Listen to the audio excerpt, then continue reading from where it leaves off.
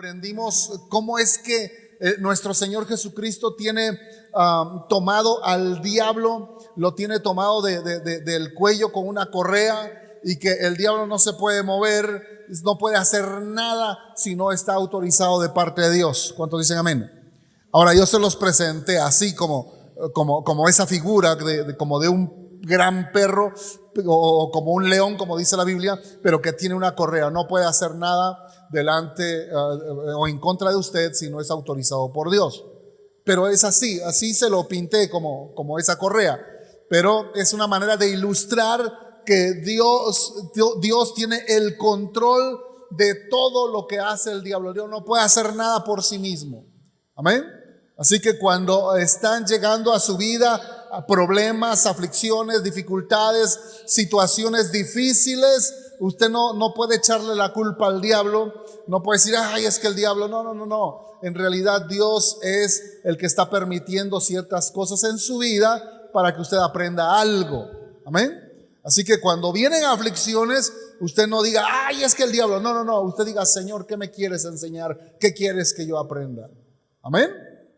Porque es Dios el que tiene el control, es nuestro Señor Jesucristo el que tiene todo el control. Eso lo aprendimos en el capítulo 1. Vimos la autoridad, la gloria de nuestro Señor Jesucristo. Ahora que entramos al capítulo 2, vamos a ver en estas cartas a las iglesias, vamos a ver cómo nuestro Señor Jesucristo también tiene el control de las iglesias. Si usted se recuerda, ya estudiamos cómo el Señor está en medio de los candeleros. Incluso aquí lo acabamos de leer una vez más en el capítulo 2, verso 1. El Señor Jesús está en medio de los candeleros. Los 7 candeleros de oro representan a las iglesias. Y la función de un candelero es dar luz. ¿Sí sabe eso? ¿Sí? Ya no se usan ahora candeleros, ahora son focos, ¿verdad? En algunos lugares muy lujosos todavía se acostumbran candeleros, pero ya no son de aceite como en aquel tiempo, sino candeleros ahora de muchos foquitos, ¿no? Y se ven muy hermosos. Hay unos muy elegantes con muchos cristales y todo, se ven hermosos. Pero ¿cuál es la función principal de un candelero? Dar luz. Y aprendimos que cada candelero representa una iglesia. Entonces las iglesias, en este caso nuestra iglesia, nosotros que somos iglesia Rey de Reyes, tenemos una función. Nuestra función es dar luz a este pueblo. Amén. Dar luz a este pueblo, iluminar con la palabra de Dios, enseñar la palabra de Dios, mostrar la palabra de Dios, mostrarles a Jesucristo. Nuestra función es dar luz. Así que nosotros tenemos que conocer bien cuál es nuestro papel y trabajar en cuanto a ello. Las 7 iglesias de Asia Menor aparecen como candeleros dispuestos en un círculo.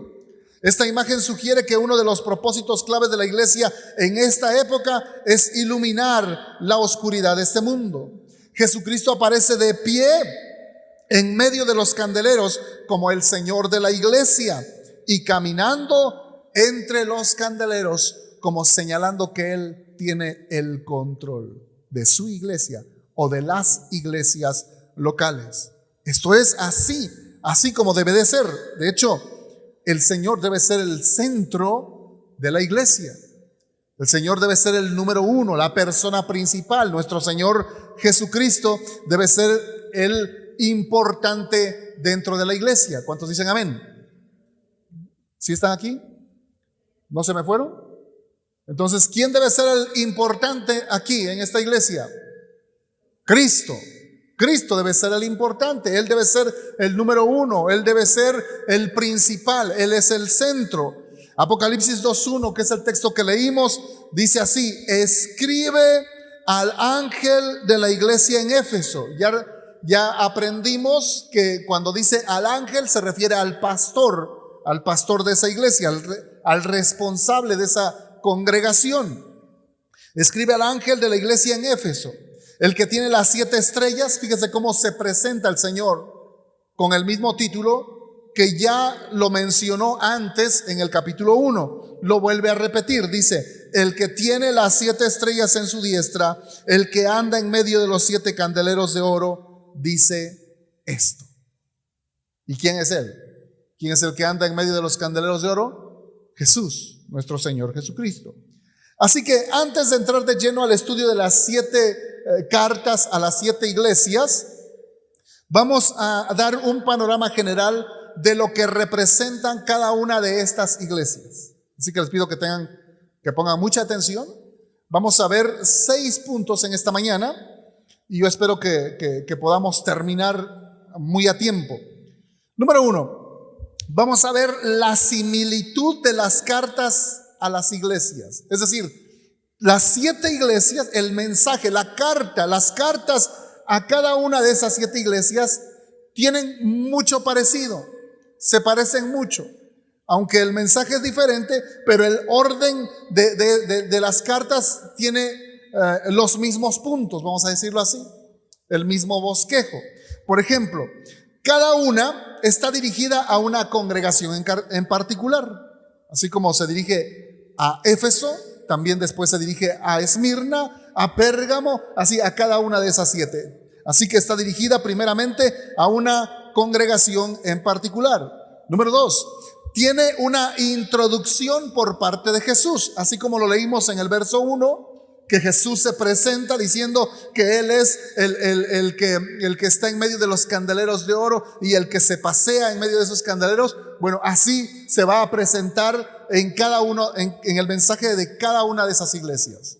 Número 3, contiene una declaración en cuanto a la condición de la iglesia.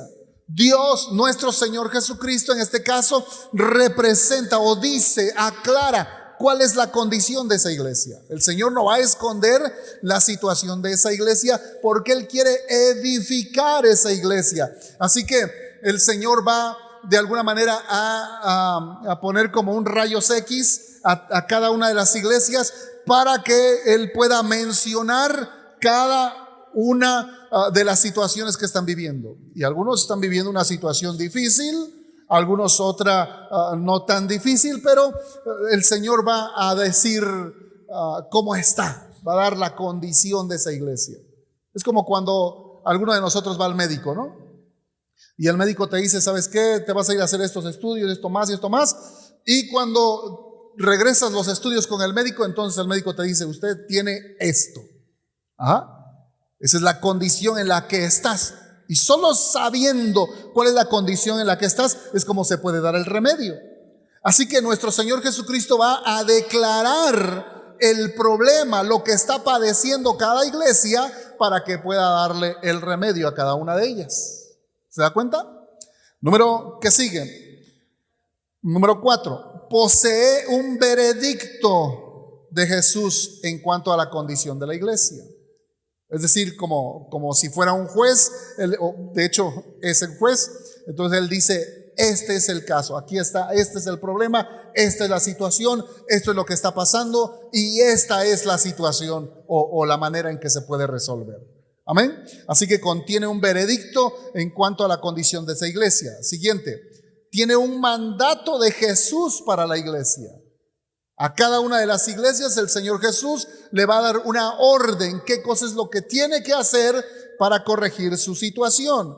Siguiente, posee una exhortación general para todos los cristianos. Esta exhortación que el Señor va a dar a cada una de las iglesias se puede aplicar también para nosotros.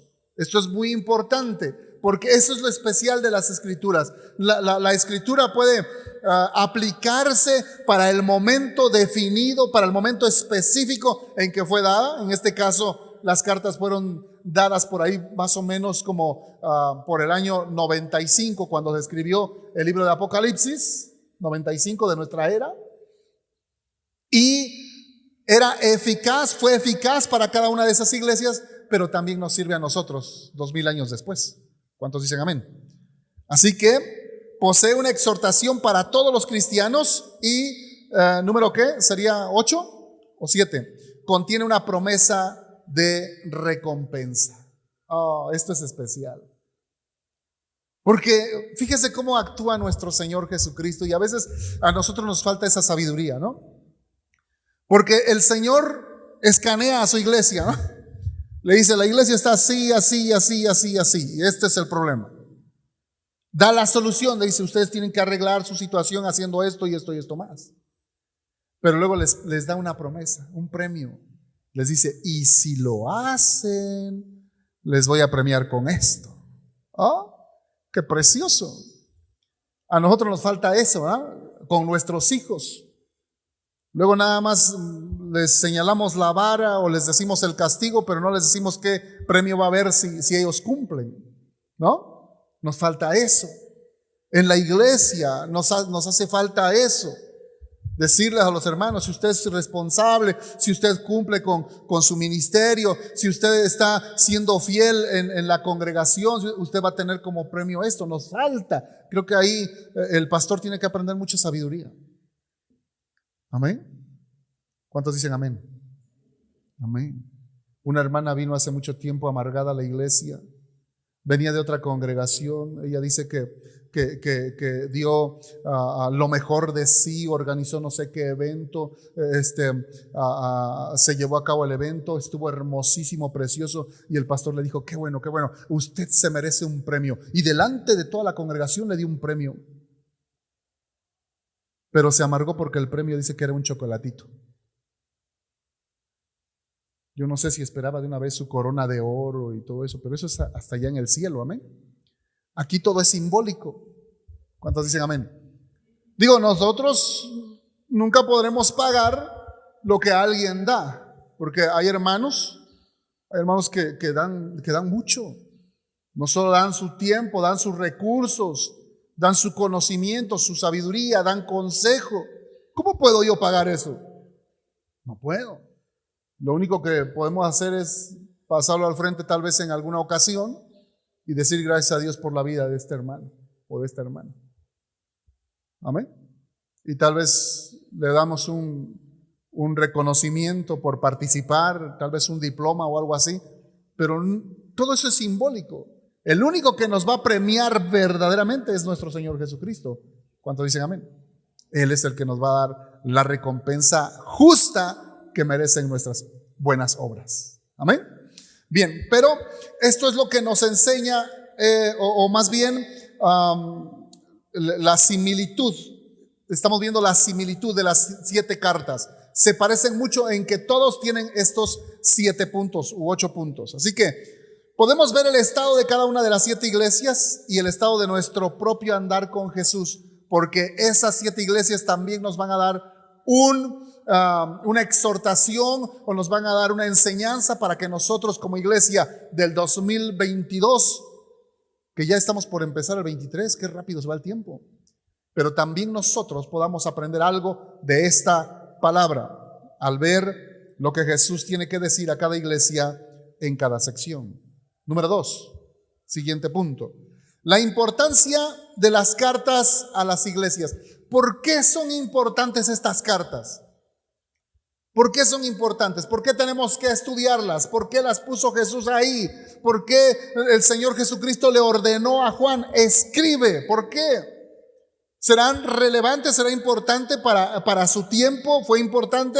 ¿Será importante para nosotros en este tiempo? Claro que sí. Toda la palabra de Dios ha sido inspirada por el Espíritu Santo y por lo tanto tiene una enseñanza actual para nosotros. ¿Cuántos dicen amén?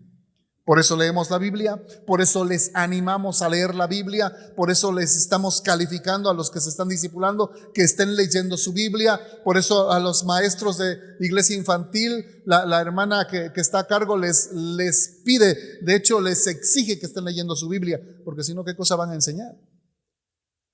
Y estas 7 cartas a estas 7 iglesias son parte de la palabra inspirada de Dios. Así que son importantes, es necesario estudiarlas.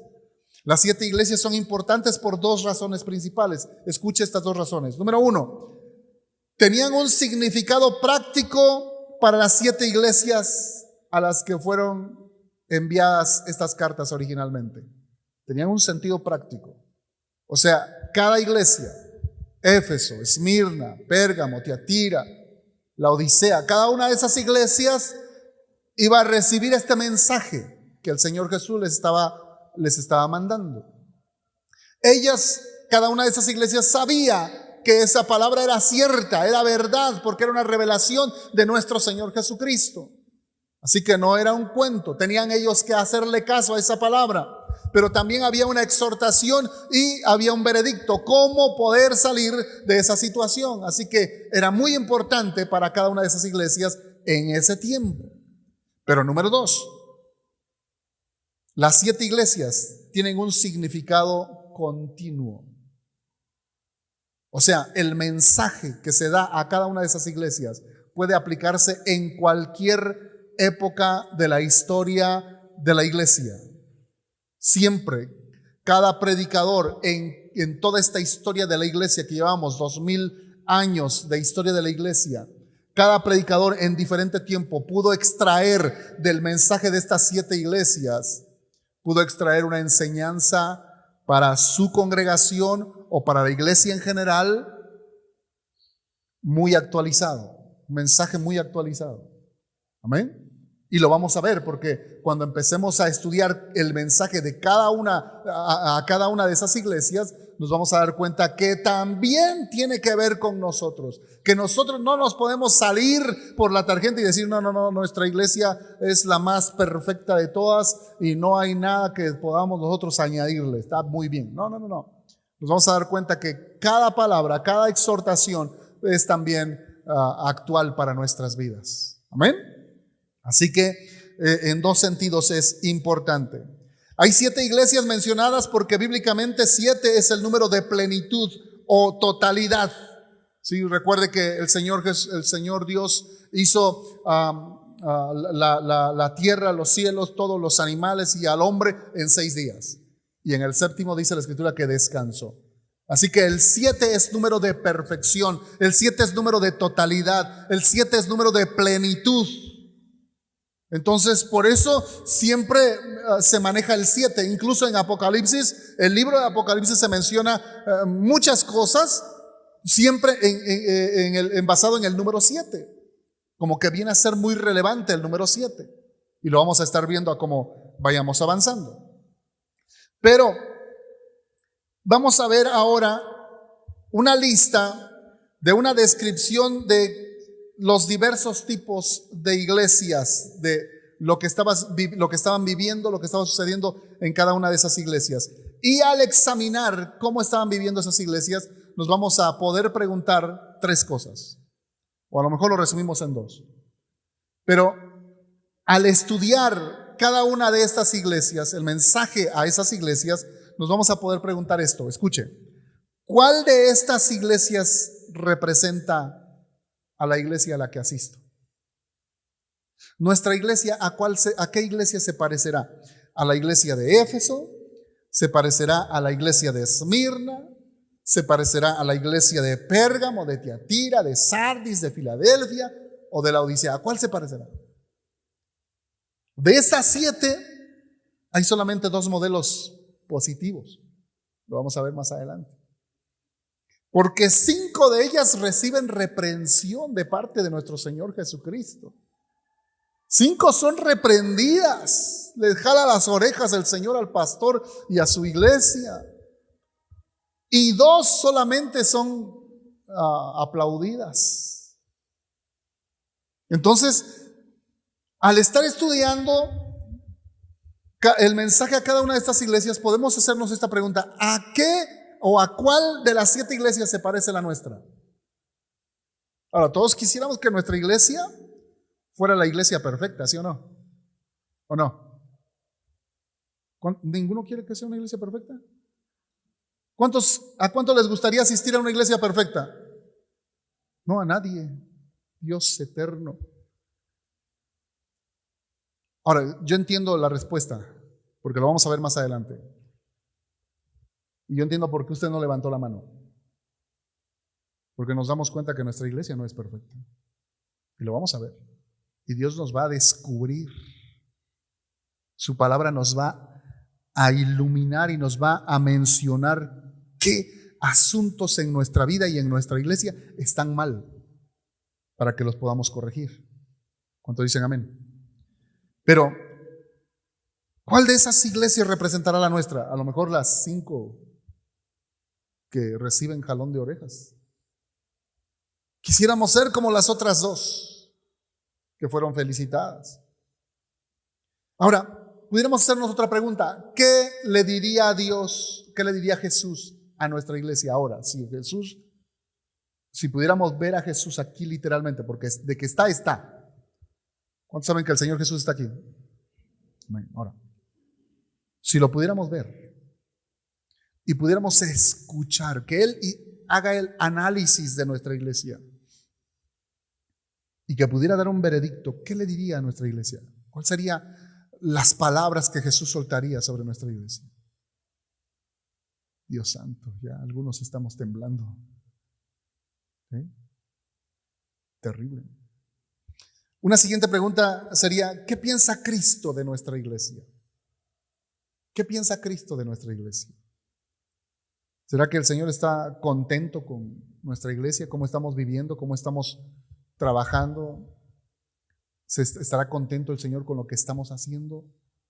Nos falta mucho. Bien, vamos a ver brevemente las características individuales de estas iglesias, de estas 7 iglesias. Éfeso. La iglesia de Éfeso, a la iglesia de Éfeso se le dice que es la iglesia que perdió el amor. Has perdido tu primer amor, le dice el Señor. Y es la primera iglesia. Y es la iglesia apostólica. Es la iglesia del primer tiempo. Es decir, se dice la iglesia apostólica porque es la iglesia que fue edificada directamente por los 12 apóstoles, los que estuvieron con Jesús. En ese tiempo corrió el evangelio tremendamente porque fue de primera mano. El Señor Jesús delegó a sus 12 y ellos empezaron a predicar tremendamente por todos lados. En ese primer tiempo el evangelio llegó hasta la India. Hacia este lado llegó hasta, el apóstol Pablo quería llegar hasta España, no llegó, pero llegó a Roma. Dicen que otros de los discípulos fueron a África, otros se fueron hacia el norte de esa zona de Jerusalén, hacia el norte, no sé hasta dónde llegaron, pero se extendió muchísimo el evangelio en ese tiempo. Pero reciben una palabra muy tremenda. Han dejado su primer amor. De la iglesia de Esmirna se dice que es la iglesia sufriente. El Señor le dice, vas a sufrir un poco de tiempo. Ay, no queremos, Señor, no. Di otra cosa, eso no.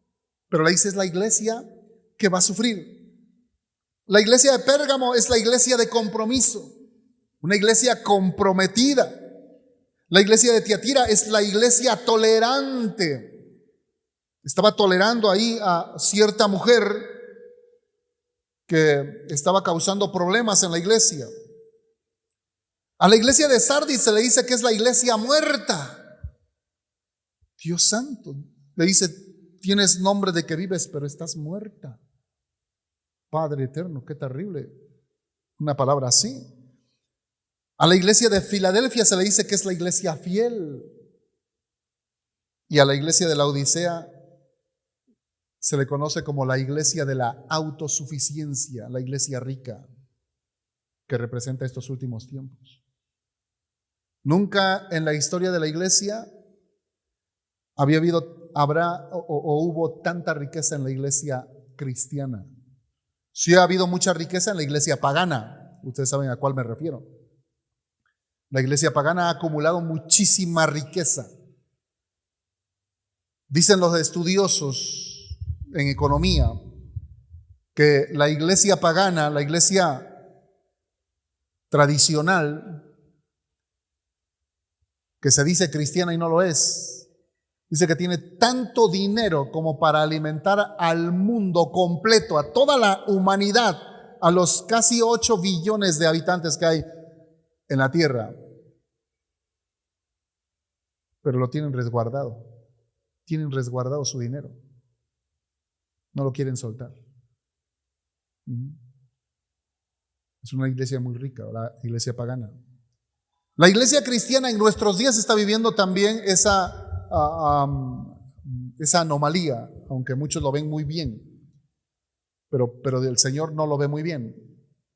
¿Por qué? Porque hay iglesias muy ricas en nuestro tiempo. Iglesias con megatemplos, templos gigantescos, muy lujosos, muy lujosos. A todos nos gusta el lujo, ¿sí o no? ¿Cuántos quisieran ahora mismo estar sentados en una silla de doble cojín? No os hagáis. ¿Verdad que sí? Algunos sienten la madera muy dura. Pero hay iglesias que tienen esas sillas, aire acondicionado, alfombra, luces de colores, instrumentos musicales de primer nivel, excelentes músicos. Y todo está bien, está bien. Pero el Señor manda una reprensión a esa iglesia rica. Lo vamos a ver en su momento. Entonces, esta es la característica individual de cada una de las iglesias. Número 4, la representación histórica de las iglesias. Ahora vamos a ver qué etapa de la historia representan cada una de estas iglesias. Muchos estudiantes de la profecía bíblica creen que estas 7 iglesias, además de sus significados prácticos y continuos para toda la iglesia en diferentes épocas de la historia, también representan 7 periodos sucesivos de la historia de la iglesia. Y lo vamos a ver. Quienes sostienen este punto de vista sostienen que los mensajes a las 7 iglesias también revelan la historia de la iglesia desde el momento en que el apóstol Juan escribió hasta el momento en que suceda el rapto de la iglesia. Son 7 tiempos sucesivos. Un famoso doctor en teología que aún está vivo y da clases en una universidad teológica en Texas, se llama Thomas Constabile. Es un comentarista bíblico, un teólogo muy renombrado. Sostiene este punto de vista y dice: estas cartas también han demostrado ser proféticas de la historia del cristianismo después de su escritura. Es posible que la mayoría de los cristianos del primer siglo no lo hayan entendido, no lo hayan visto así, porque para ellos todo era futuro. Entonces ellos solamente pudieron ver que las cartas iban dirigidas a cada una de esas 7 iglesias con un mensaje práctico y para ese momento que estaban viviendo. Los que ya estamos de este lado, muy cerquita del rapto, muy cerquita de que Cristo venga y que ya hemos visto el proceso de 2000 años de historia, podemos nosotros ver con claridad como también cada mensaje a cada una de estas iglesias fue también un mensaje profético. Por eso decimos que el capítulo 2 y el capítulo 3 de Apocalipsis también es profético como el resto del libro de Apocalipsis. ¿Amén? ¿No oigo? Eso, no se me duerma, despiértese. Cuando le digo amén es para que lo traiga otra vez de vuelta, por si se fue ¿cómo se llama? A cuidar los frijoles un rato. Sí, es que como tardan mucho para cocerse, los dejan ahí cociéndose mientras vienen al culto. Y luego se están preocupando de que se vayan a quemar, ¿no? Y algunas otras cosas. Entonces cuando decimos amén, es para que usted regrese y diga: ay, creo que sí estoy aquí. Bien. Número 1, la historia profética de la iglesia en Apocalipsis 2 al 3. Éfeso representa la era apostólica entre el año 33 al año 64. Algunos estudiosos lo ubican hasta el año 64, otros ubican esa primera etapa de la historia hasta el año 100, cuando murió el apóstol Juan. Sí. Ahora, esa primera etapa de la iglesia decimos que inicia en el 34. ¿Por qué en el 34? Después de que murió Cristo, después de que resucitó y ascendió. Entonces de ahí se empieza a contar 34, porque Cristo vivió, ¿cuántos años vivió Cristo? 33, exacto. Entonces empezamos a contar 34, 35, 30, así hasta el año 100. Así que fue un periodo más o menos de 66 años que ubica el primer periodo de la iglesia, que en este caso es representado por el mensaje a la iglesia de Éfeso. Amén. Ellos tuvieron un gran privilegio, recibir la palabra directamente de los apóstoles. Amén. Pero tuvieron un gran problema. Empezaron a dejar su primer amor. Ahora, el mensaje a la segunda iglesia, Esmirna. Esmirna representa el periodo de persecución entre el año 64 al año 313 después de Cristo. Del año 64 o del año 101 hasta el año 313, un periodo de un poquito más de 200 años en que la iglesia sufrió persecución. Persecución. La iglesia de Pérgamo, es la número 3, representa la era del patrocinio oficial. Fíjese cómo se le ha nombrado. La era del patrocinio oficial. ¿Por qué? Porque allí, a partir del 313, es cuando se une la iglesia y el Estado. El Estado deja de perseguir a la iglesia. El emperador en ese tiempo dice, según él sueña, porque estaba muy preocupado de que se le estaba cayendo el reino por el avance del evangelio. Entonces él dice, ¿qué tengo que hacer para sostener el reino, para que no se acabe el reino, para que el imperio romano no desaparezca? ¿Qué debo hacer? Y su chamuco le dio sabiduría, ¿no? Un día despertó y dice, he tenido un sueño. Y entonces él empezó a decir que él, a través de ese sueño, se había convertido en cristiano. Y dice que soñó en su sueño una cruz y una voz que le dijo, en este signo vencerás, o en esta seña, o en esta señal vencerás. Entonces él lo interpretó y dijo, no, creo que me tengo que volver cristiano. Pero su concepto de cristianismo era como el de muchos actualmente. Quieren ser cristianos sin dejar el paganismo. Por eso no estoy de acuerdo con aquellos que dicen que son cristianos y antes de ser cristianos trabajaban en un bar, se convierten a Cristo según ellos y siguen trabajando en el bar. No puede ser.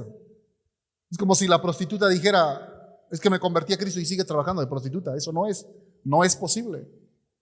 O el que tiene un grupo musical pagano y se convierte a Cristo según él y quiere seguir cantando y tocando para el mundo. No es posible. Tiene que haber una separación, una división entre el paganismo y el cristianismo. Pero este emperador tuvo la mágica idea de unir las dos cosas, el paganismo y el cristianismo. Y entonces lo primero que hizo fue legalizar a las iglesias. Ya no vamos a perseguir a los cristianos, ahora les vamos a dar todo lo que necesiten para sus iglesias. Y les empezaron a ayudar a construir templos, les dieron credenciales a los pastores, les empezaron a dar títulos de renombre a los pastores. Haga cuenta que se los echaron a la bolsa. Como si hoy el gobierno mandara un bono para el pastor, como se los da a los viejitos. ¿Qué cree? ¿Cuál sería la reacción de los pastores? Imagínense eso nada más. ¿Cuál sería la reacción? Que muchos que trabajan, literal, trabajan por dinero para hacer crecer su iglesia, porque saben que entre más grande sea su iglesia, más dinero van a tener, dejarían de trabajar. Como hacen muchos que reciben bonos del gobierno.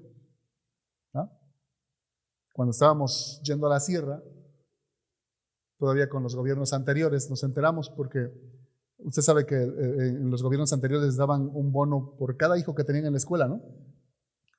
Entonces algunos tenían hasta 5, 6, hartos hijos. ¿Para qué? Para que de ahí recibían y ya no trabajaban. Y conocimos a algunos o a varios que ya no trabajaban, literal, ya no trabajaban, solo estaban esperando el momento en que les llegara el bono del gobierno. Entonces, ¿cuál sería la reacción de los pastores si recibieran un patrocinio del gobierno? Dejarían de trabajar. Eso fue lo que pasó en ese tiempo. El gobierno les dio templos porque convirtió los templos paganos en templos cristianos, según ellos. Derribaron las imágenes de los ídolos paganos, de Acera, de Baal, de todos ellos. Bajaron esos ídolos y empezaron a poner imágenes de santos cristianos. Y entonces el cristianismo se corrompió. Y la iglesia, en su gran mayoría, perdió la fe. Se mezclaron con el paganismo. Dios siempre se guardó un pequeño remanente, pero en su gran mayoría se enfrió. Prácticamente desapareció la iglesia, la verdadera iglesia, y surgió la iglesia de Roma, la iglesia que llamamos pagana, porque surgió de eso, de la unión del cristianismo con el paganismo. Así que este periodo de la iglesia se le conoce como la era del patrocinio oficial. También es conocido este periodo como la era imperial o como la iglesia imperial. ¿Por qué? Porque estaba apoyada directamente por el imperio, por el rey. Esta iglesia de Pérgamo representa el periodo de la historia de la iglesia entre el año 313 al 606. Luego viene la iglesia de Tiatira.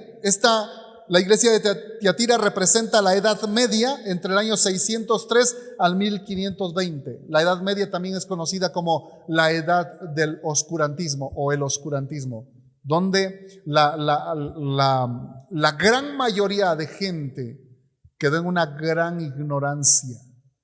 ¿Por qué? Porque la iglesia acaparó todo el conocimiento. La iglesia acaparó todo el conocimiento.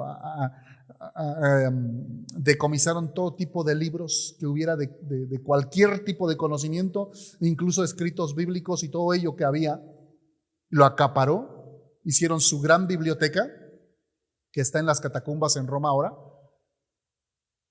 y condicionaron el conocimiento. Solamente los sacerdotes, los monjes católicos podían tener acceso al conocimiento, y los nobles, los reyes y los hijos de los reyes, solamente ellos.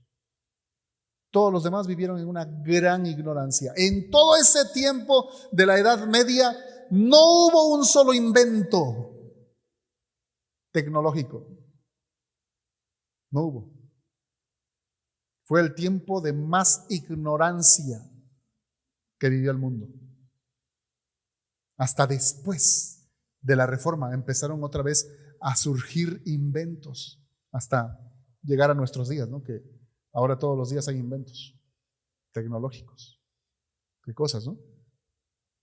Luego entramos a el mensaje de Sardis. Sardis representa la era de la Reforma protestante entre el año 1520 al 1750. Inicia con Martín Lutero, después se levantan otros grandes hombres de Dios que empiezan a estudiar las Escrituras, a extraer la verdad de las Escrituras, a publicar, a enseñar la verdad de las Escrituras, y empezaron a surgir grandes movimientos protestantes, le decían en ese tiempo. Así surgió la iglesia luterana, la iglesia anglicana, la iglesia presbiteriana y muchas iglesias que ahora les llamamos iglesias históricas porque son iglesias de muchos años. Congregaciones o movimientos, les llamamos nosotros, movimientos que son organizaciones de iglesias cristianas. Amén. Y después pasamos a la iglesia de Filadelfia, que representa la era misionera. Esta iglesia de Filadelfia o esta iglesia misionera representa al periodo de tiempo entre 1750, el año 1750 al año 1900. Una época de muchas misiones cristianas, saliendo de Europa y saliendo de lo que hoy es Estados Unidos, para evangelizar al mundo. Amén. La época misionera, surgieron muchas misiones en ese tiempo. Y el séptimo periodo es representado por la iglesia Laodicea, que representa el periodo moderno, del año 1700 hasta la actualidad. Esta es la iglesia de Laodicea. Ahora, alguno dirá, bueno, ¿y de qué me sirve saber todo esto? Espérese, vamos para allá. ¿no? Porque esto, lo que acabo de ver, todo lo que les acabo de mostrar es prácticamente puro conocimiento. Pero ¿de qué me sirve todo esto? Déjeme darle esto. Vamos a ver en este siguiente punto los defectos y virtudes de las iglesias. Los defectos y las virtudes de las iglesias. Y ahora le hablo. Número 1. La iglesia de Éfeso, dice la Biblia, ya les comenté antes, se dice ahí en el mensaje a la iglesia de Éfeso que es la iglesia que había dejado su primer amor. Ahora vamos a la Biblia. Allí en Apocalipsis 2:10. Pido perdón. Es 2:4, perdón. 2:4. Pero tengo contra ti que has dejado tu primer amor. Ahí está. ¿Cuál es el mensaje o más bien el defecto de esta primera iglesia? Que dejó su primer amor. ¿Qué implica dejar su primer amor? ¿Qué implica? Implica, en este caso, olvidarse de quién era su amor. Su amor tenía que ser Cristo. Y empezaron a enfriarse, a dejar esa pasión por servir a Cristo, esa pasión por seguir al Señor. Se empezaron a enfriar. Por eso el Señor le dice, has dejado tu primer amor. Ese es su defecto. A la iglesia de Esmirna, el número 2, la iglesia se le dice que es una iglesia que sufriría persecución. Así que en este caso, en la iglesia de Esmirna, no es un defecto, más bien es una virtud. Es una iglesia que va a pasar por un momento de sufrimiento. Ahora sí, capítulo 2, verso 10. Dice, no temas en nada lo que vas a padecer. He aquí el diablo echará a algunos de vosotros en la cárcel para que seáis probados y tendréis tribulación por 10 días. Sé fiel hasta la muerte y yo te daré la corona de la vida. Oh, qué tremendo. De ahí nadie quiere recibir este mensaje, ¿no? Vas a recibir tribulación. Van a ser algunos echados a la cárcel. Van a sufrir tribulación por 10 días. ¿Qué cosa? No quiero eso. Pero por algo, y lo vamos a ver a detalle más adelante, ¿por qué? ¿Cómo es que Dios iba a permitir esto en esta iglesia? Número 3, la iglesia de Pérgamo, la iglesia que necesitaba arrepentirse. Fíjese, este sí es un defecto. Apocalipsis 2:16. Por tanto, le dice, arrepiéntete, pues si no, vendré a ti pronto y pelearé contra ellos con la espada de mi boca. ¿Qué le dice Dios a la iglesia de Pérgamo? Arrepiéntete. Así que estaba haciendo algo pecaminoso o estaba pasando por algo pecaminoso, de tal manera que Dios le dice, arrepiéntete. Entonces es un defecto, lo vamos a ver a detalle. Siguiente, la iglesia de Tiatira. La iglesia que tenía una falsa profetisa. Ahí en Apocalipsis 2:20 le dice Dios a la iglesia de Tiatira, le dice Cristo, pero tengo unas pocas cosas contra ti, que toleras a esa mujer Jezabel, que se dice profetiza, enseñe y seduzca a mis siervos a fornicar y a comer cosas sacrificadas a los ídolos. O sea que era tremenda esta mujer que estaba metida ahí en la iglesia. Y el pastor toleraba a esa mujer que enseñaba a los cristianos a sacrificar a los ídolos y a fornicar. Era terrible esa mujer. Lo vamos a ver en detalle, qué significa, qué quiere decir, por qué le pone nombre el Señor. Vamos a verlo en su momento. Y luego tenemos a la iglesia de Sardis, número 5, la iglesia que se había quedado dormida. Apocalipsis 3:2.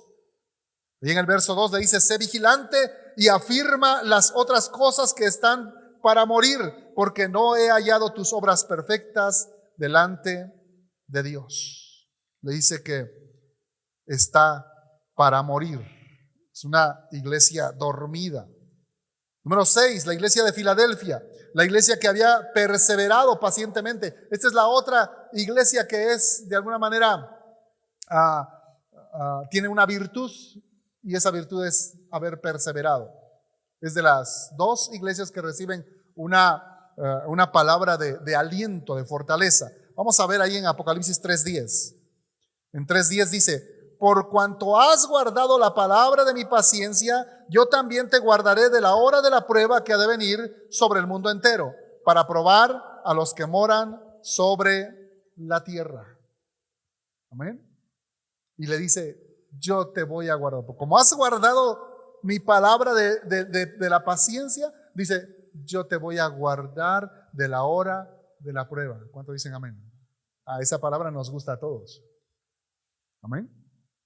Pero es de las pocas que reciben una palabra así. Ahora, número 7, la iglesia Laodicea. La iglesia que tiene una fe tibia. En Apocalipsis 3:16, le dice el Señor Jesús a esta iglesia, pero por cuanto eres tibio y no frío ni caliente, te vomitaré de mi boca. Qué terrible. Escuchar un mensaje así directo del Señor Jesús para esta iglesia. Es terrible. Dice, por cuanto eres tibio y no frío ni caliente, te vomitaré de mi boca. Es terrible esto. Pero el punto que estamos viendo es que el Señor Jesús menciona aquí a cada una de las iglesias sus defectos y sus virtudes. Ahora vimos que solamente 2 iglesias tienen virtudes y las demás tienen ¿qué? Defectos. Ahora, actualmente hay muchos cristianos que no se congregan porque se pasan viendo los defectos de las iglesias. El que ahora es mi mecánico ha estado en por lo menos 2 iglesias y ahora no se congrega. Y le he dicho, ¿por qué no te congregas? Y él dice, es que, pues no, estoy bien en mi casa. Entonces él en su casa hace su reunión, en su casa ora, en su casa lee, nada más reúne a su familia, ellos guardan el sábado y de burla le decimos, pues ya no más falta que recojas ofrenda, ¿no? Qué cosas.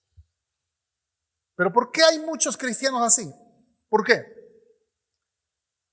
Porque han llegado a las iglesias y han visto los defectos de esas iglesias y se han dejado herir, lastimar por esos defectos. Fíjese, la mirada de estos hermanos está puesta solamente en lo que hacen los demás, pero son incapaces de ver sus propios errores. Esta es la naturaleza de un bebé o de un niño espiritual. Un niño espiritual, uno que no ha crecido espiritualmente, es así, solamente está viendo los defectos de los demás. ¿Se ha dado cuenta? Y hay cristianos así. Incluso yo doy gracias a Dios que aquí no pase, amén. Pero hemos escuchado de hermanos que andan por ahí hablando de los defectos de la iglesia. Y nos dicen, no, es que la iglesia es así, la iglesia es así, y no sé qué, y que no se enseña, y que liderazgo, y que, bueno, tantas cosas. Porque lo único que ven son los defectos de la iglesia, no pueden ver las virtudes de la iglesia. Y eso señala una cosa, que son niños espirituales, no han crecido. A pesar de que tienen muchos años de cristianos, no han crecido. ¿Qué es lo que motiva a esos hermanos a que hablen de los demás o a que solamente vean los defectos de los demás? ¿Qué es lo que les motiva? El orgullo. Sí, hay muchos tipos de orgullo, pero en la iglesia hay un orgullo que se llama el orgullo espiritual. Bueno, así le hemos calificado los pastores. El orgullo espiritual es contradictorio, pero así le decimos. El orgullo espiritual, sí. ¿Quién es el que padece de orgullo espiritual? El que piensa que él es mejor que los demás. Yo sí oro, los demás no creo que oren. Yo sí ayuno, yo sí oro y ayuno. El pastor no creo que ayune. Y más porque lo ven así como pasadito de peso, ¿no? No creo que ayune. Yo sí estudio las escrituras. Tengo otros libros. Veo muchos videos en Facebook de las escrituras. Grandes maestros de las escrituras. Y por eso te digo que el pastor está mal. ¿Se da cuenta? Se llama arrogancia o orgullo espiritual. Hemos estado en iglesias donde también ese espíritu maligno se les mete a los músicos, al que dirige la alabanza. Conocí a uno que llegó a decir, en una mega iglesia, en una iglesia de 3,000, 4,000 personas, dice, llegó a decir esto delante de toda la congregación: después del pastor, la persona más importante en esta iglesia soy yo. ¿Qué ganaba con eso? ¿Qué le interesaba eso a la iglesia? ¿En qué edificaba eso a la iglesia? En nada. Pero se había envanecido. El orgullo lo había atrapado. Y pude ver el cumplimiento de un proverbio. En algún versículo del libro de Proverbios dice que antes de la caída está la altivez de espíritu. Antes de la caída está la altivez de espíritu. O sea, por orgulloso, Dios te va a tirar. ¿Sí me explico? Y pude verlo literal en este hermano. Dirigía el grupo de alabanza delante de 3,000, 4,000 personas. Tenía un ministerio en radio. Era supervisor de no sé cuántas células. Y de repente algo le encontró el pastor y lo puso a barrer.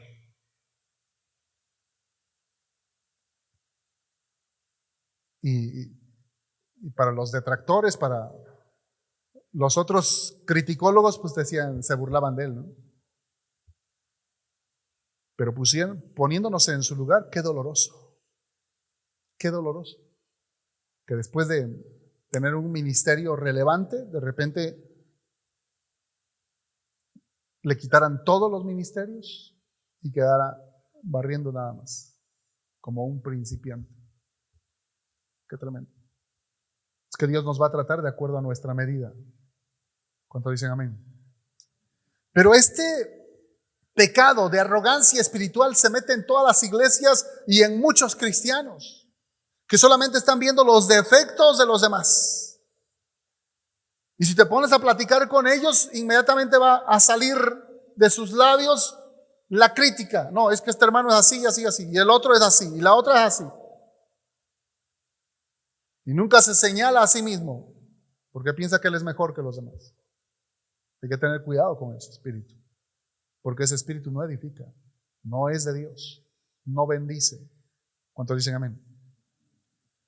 Otros más que asisten a una iglesia o que están asistiendo a una iglesia tienen un sentido de supremacía sobre los demás hermanos. Piensan que solo ellos son los espirituales y que todos los demás son carnales y tal vez ni cristianos son.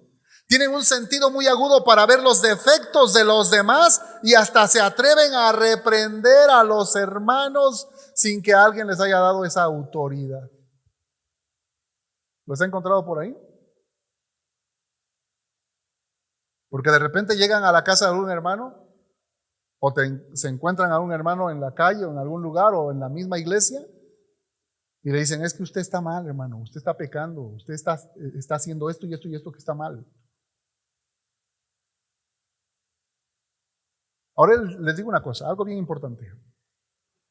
Es bueno que Dios descubra nuestro pecado para que lo corrijamos, para que dejemos de pecar y nos consagremos al Señor. Es bueno eso. ¿Cuánto dicen amén? Sin embargo, hay que saber de quién viene esa supuesta corrección. Hay que saber de quién viene. Generalmente Dios trabaja a través de liderazgo, a través de autoridades. Amén. Dentro de la Trinidad ya aprendimos que el máximo en autoridad es el Padre y que el Hijo se sujeta al Padre y el Espíritu se sujeta al Hijo y al Padre. Dentro de la Trinidad misma. Esto nos enseña que en la iglesia debe haber también una cadena de autoridad. Y está puesto el pastor primeramente, Y después a los que Él ha nombrado como líderes, que son los que tienen la autoridad para exhortar a los demás. Si llega una persona nueva y se siente superior a ti y te va a decir todo o las cosas que él piensa en las que tú estás mal, evangelízalo primero. Necesita a Cristo. Tiene un espíritu arrogante terriblemente. Es diferente cuando invitamos a un pastor, a un evangelista, a un profeta, y nosotros como pastores le cedemos el lugar, y él tiene la autoridad ahora, por el momento, en el momento en que es invitado a predicar, él tiene la autoridad para revelar los pecados o para dar una palabra de exhortación. Es diferente. ¿Cuánto dicen amén? Es diferente. Esta clase de cristianos no tardan en las iglesias. Los que andan viendo solamente los defectos de los demás no tardan en las iglesias. Ahí en Tehuacán les decimos chapulines, porque andan de una iglesia en otra. Están 3 meses, 6 meses, 2 meses en otra, y así andan. Ya conocen todas las iglesias y todos los pastores de Tehuacán. Cristianos chapulines. No se sujetan, no se someten, no obedecen, no sirven en nada. O sea, no sirven en la iglesia, pues. No que no sirvan para nada, no sirven dentro de la iglesia. Ajá. Y si se meten a un ministerio, dañan ese ministerio, porque solamente están viendo los defectos de los demás. Incluso de ahí surgió esta famosa frase que alguien dijo: si estás buscando la iglesia perfecta y la encuentras, no te unas a ella porque la vas a echar a perder. ¿Sí me expliqué? Porque el problema es el que ve solo los defectos. ¿Sí me explico? Así que podemos caer en esta pregunta: ¿por qué Dios no esconde los errores de las iglesias o de sus siervos? ¿Por qué Dios puso ahí capítulo 2 y 3 y puso los errores de cada una de estas iglesias? ¿Por qué? ¿Por qué no Dios se enfocó nada más en dar mensajes positivos, sino que descubrió las malas prácticas de esas iglesias? ¿Por qué Dios no esconde también los errores de sus siervos? Usted lee y empieza a leer la Biblia por allá en Génesis y empieza y encuentra a un Abraham que era un mentiroso. ¿Se da cuenta? ¿Sí? ¿Ha leído de Abraham que mintió en algunas ocasiones? Cuando dijo: no, es que ella es mi hermana, cuando en realidad era su esposa. Ve a un Jacob que le robó su primogenitura a su hermano. Se la robó, es cierto, ya había hecho un negocio antes, pero en ese momento se la robó. Se disfrazó de su hermano, hasta se puso una piel de corderito en el brazo para que pareciera que estaba velludo. Y su papá, que estaba ciego, que ya no veía, que ya estaba muy viejito, le dijo: escucho la voz de Esaú, acércate, quiero tocarte. Y ya cuando le tocó los brazos, aparentemente velludos, pero por la piel del cabrito que tenía puesta, dijo: los brazos son de Esaú, sí, de Esaú, pero la voz que escucho es de Jacob.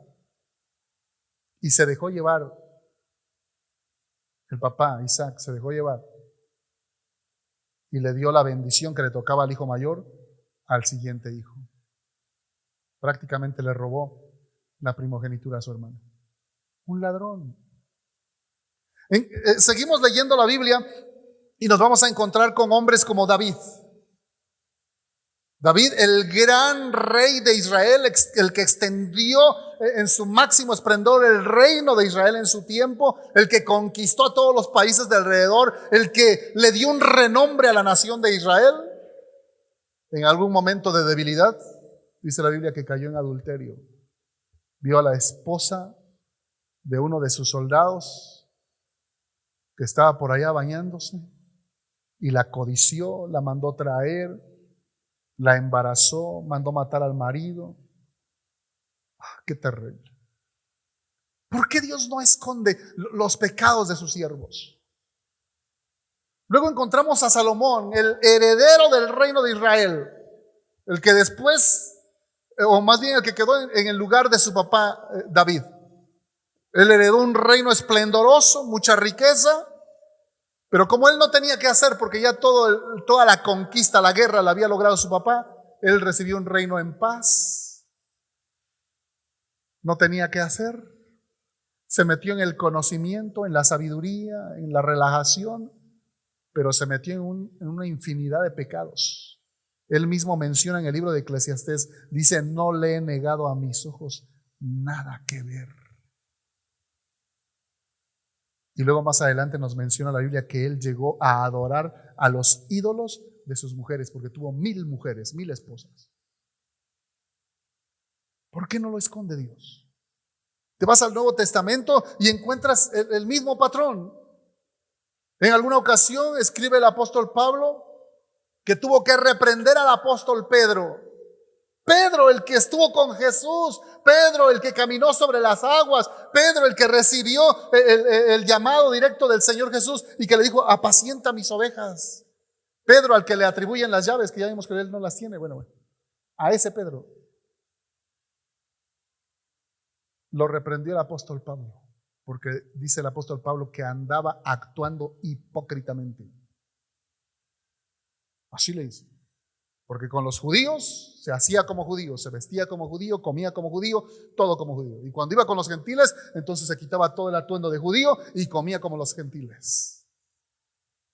Y el apóstol Pablo le tiene que decir: no seas hipócrita. Decídete ya cómo vas a vivir, como gentil o como judío, pero no seas hipócrita.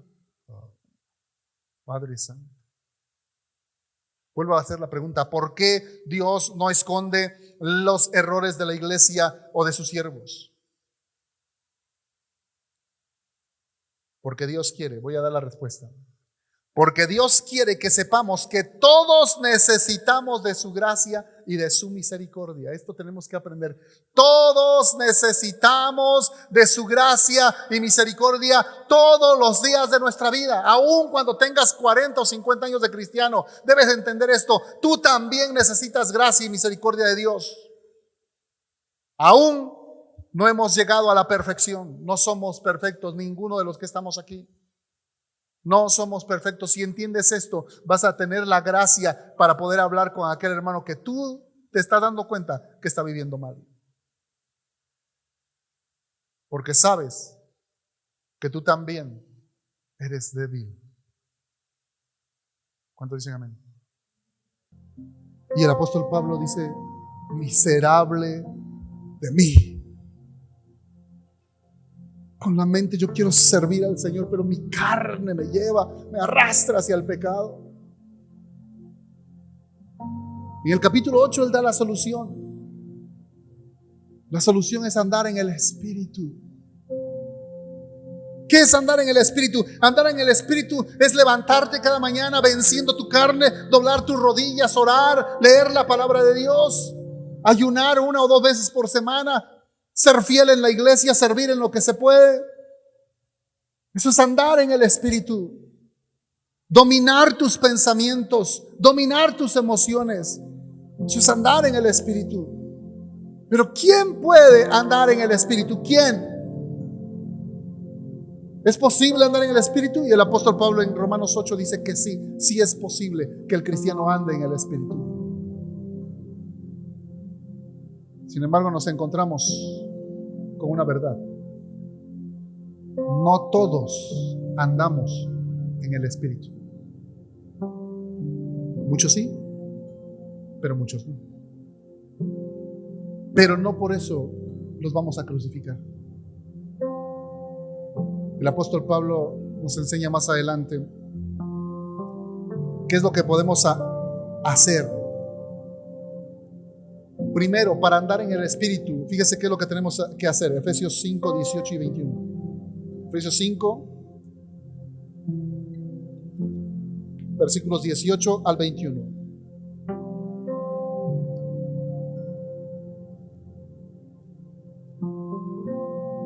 Ahí se nos describe que es andar en el Espíritu.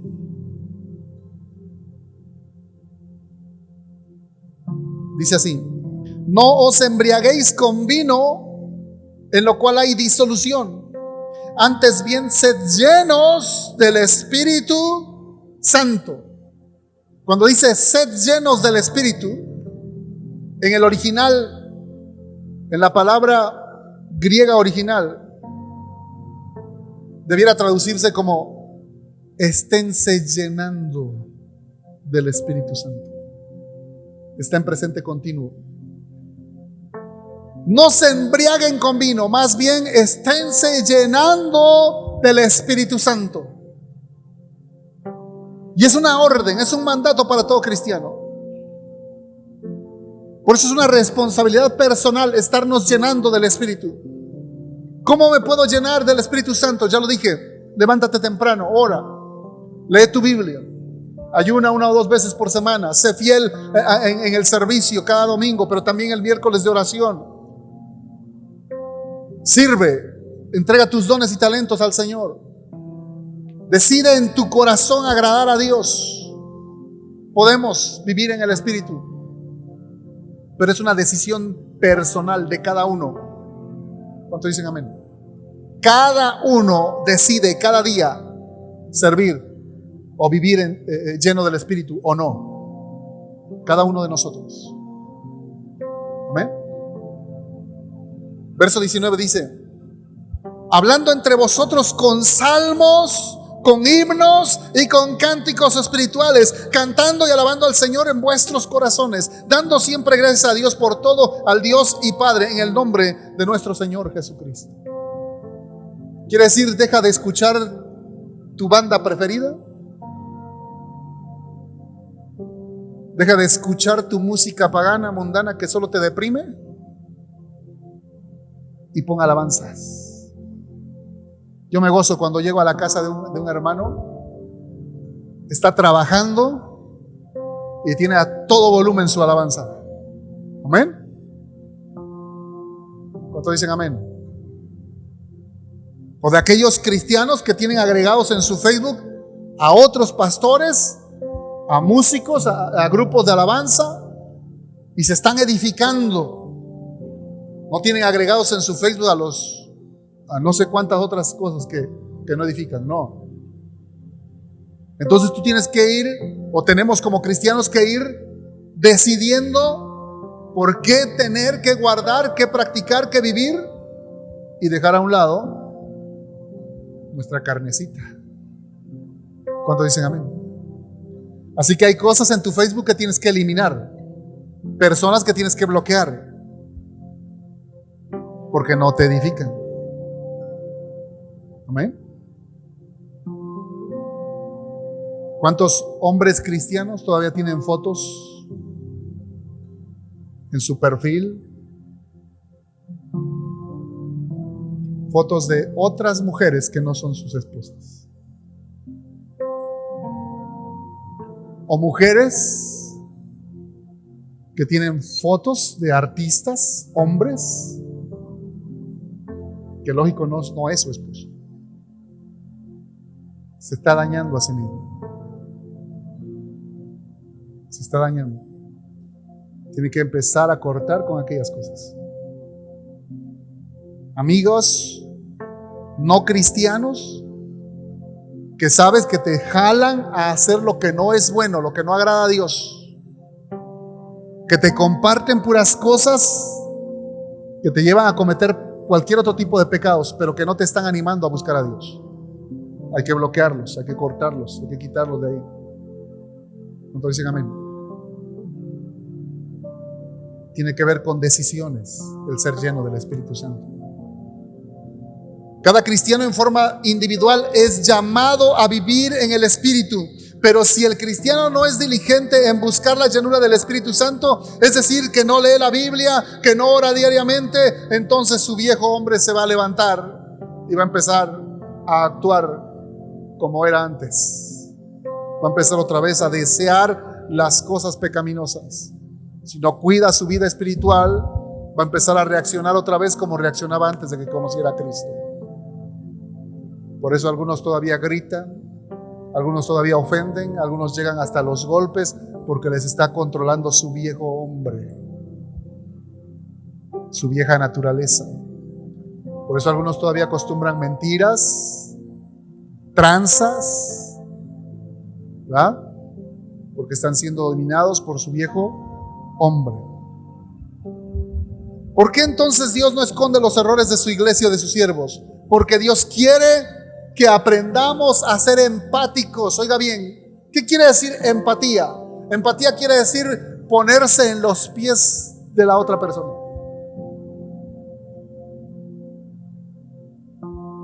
Ponerse en los pies de la otra persona. ¿Es difícil? Sí. Sí, es difícil. Empatía es sentir lo que el otro está sintiendo. Cuando una persona viene a la iglesia y llora, tú no sabes qué está sintiendo. Pero si tú te le acercas y le dices, deja de llorar, no la vas a ayudar. No le estás ayudando. Lo más sano es abrazar a esa persona y bendecirlo. Y bendecirlo. Decirle, Señor, bendice a esta persona. ¿Amén? Sabemos qué está pasando. Y si sabes qué cosa está pasando, con mucho más razón. No solo la abraces y ores por ella. Pregúntale, ¿en qué te puedo ayudar? Es que eso es lo que nos enseña la palabra de Dios. Fíjese cómo lo dice en Romanos 2:1. Romanos 2:1.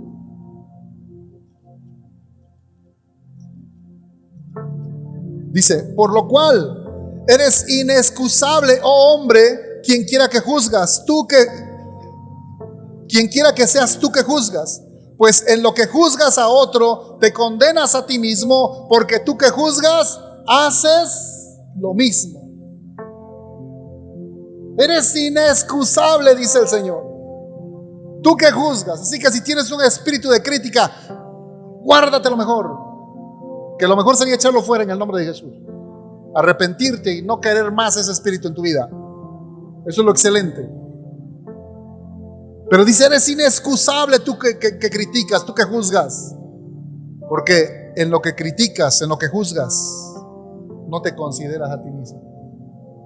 Porque tú que estás juzgando, haces lo mismo, dice. Por eso algún pastor dijo que cuando señalas a alguien, solo un dedo está señalando a la otra persona, pero 4 te señalan a ti mismo. Es decir, tenemos más errores nosotros que corregir que la otra persona. ¿Cuánto dicen amén? Romanos 14:10. Romanos 14:10 dice, pero tú, ¿por qué juzgas a tu hermano? O tú también, ¿por qué menosprecias a tu hermano? Porque todos compareceremos ante el tribunal de Cristo. Es decir, tú no eres el juez es Cristo. No juzgues a tu hermano, no hables mal de tu hermano. El que nos va a juzgar se llama Jesús. Gálatas 6:1 dice, hermanos, si alguno fuere sorprendido en alguna falta, vosotros que sois espirituales, restauradle con espíritu de mansedumbre, considerándote a ti mismo, no sea que tú también seas tentado. Es decir, si vas a llamarle la atención a un hermano, lo vas a hacer con mansedumbre, es decir, no criticando, no ofendiendo, no menospreciando al hermano, sino diciendo, hermano, échale ganas. Sí podemos. Yo también he estado ahí. Yo también he necesitado misericordia. Yo también he necesitado gracia. Ven, vamos a buscar al Señor. Me gustó lo que hizo conmigo algún hermano, que en algún día estuve decaído, muy decaído espiritualmente,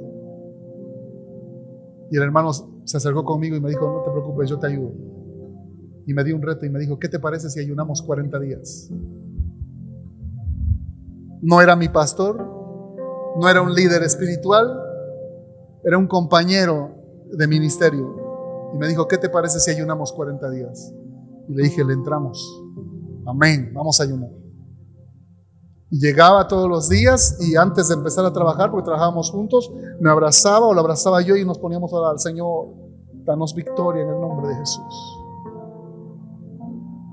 Después de esos 40 días, dice él testifica y dice: ahora somos compadres.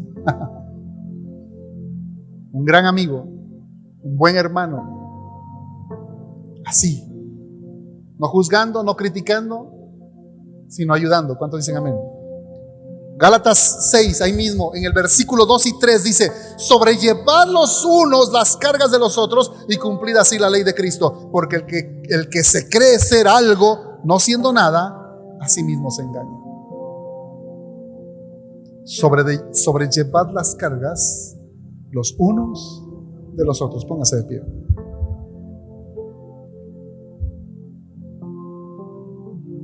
Sí, por eso Dios no esconde los pecados de sus siervos, los errores de su iglesia. Número uno, Él sabe que todos necesitamos misericordia. Número dos, nosotros tenemos que aprender a ser empáticos, a ponernos en los pies de las otras personas antes de criticar. Y número tres, si le vamos a llamar la atención a un hermano, que sea con espíritu de mansedumbre, considerándote a ti mismo, dice la palabra, no sea que tú también seas tentado, porque todos somos de carne y todos somos susceptibles al pecado. ¿Cuántos dicen amén? Oramos. Padre, gracias te damos por esta palabra que nos has dado en esta mañana. Gracias te damos, Señor, porque con tu palabra aprendemos estas cosas tan importantes. Tú no escondes los pecados de tu iglesia ni de las personas, de los cristianos, no. Pero los has dejado allí en tu palabra para que nosotros aprendamos, para que nos ilustremos acerca de ellos, para que sepamos que todos necesitamos misericordia cada día de nuestra vida. Y nos has dejado, Señor, esos ejemplos de hermanos y de iglesias que han caído en error para que nosotros seamos librados. Padre, ahora te pedimos en el nombre de Jesús, quita de nosotros todo espíritu de crítica. Quita de nosotros todo espíritu de crítica o toda esa mala maña de juzgar a los demás. Y enséñanos a ser empáticos, a ponernos en los pies de ellos, Señor. Tu palabra nos dice que si vamos a llamar la atención de algún hermano, que lo hagamos con espíritu de mansedumbre, considerándonos a nosotros mismos, no sea que también nosotros seamos tentados. Por lo tanto, Señor, te ruego en el nombre de Jesús que nos enseñes a cada uno de los que estamos aquí a animarnos mutuamente, a motivarnos al amor y a las buenas obras, a sobrellevar las cargas los unos de los otros, a que nosotros que tenemos un poco más de tiempo conociéndote, podamos ayudar a otros a restaurarse, a buscar tu presencia, a buscar tu amor, Señor. Padre, perdónanos por todas las veces que hemos criticado a los hermanos, que hemos hablado mal de algún hermano. Perdónanos, Señor, por todas las veces que nos hemos sentido más espirituales que otros. Perdónanos por no haber sido empáticos. Perdónanos por no entender los problemas en los que ellos están pasando, en las luchas o en las tribulaciones que están sufriendo. Perdónanos, Señor, porque muchas veces nos hemos quedado estáticos y no hemos ido a mostrarles tu amor, tu gracia, tu perdón. Señor, te pido en el nombre de Jesús que a partir de este día hagas de nosotros una iglesia diferente. Te pido que a partir de este día tú edifiques una iglesia amorosa, una iglesia empática, una iglesia que te ame a ti y que esté buscando siempre ser llena de tu Espíritu Santo para poder ayudar a otros a que también te busquen, Señor. Gracias por tu palabra y gracias por mis hermanos en el nombre de Jesús. Amén.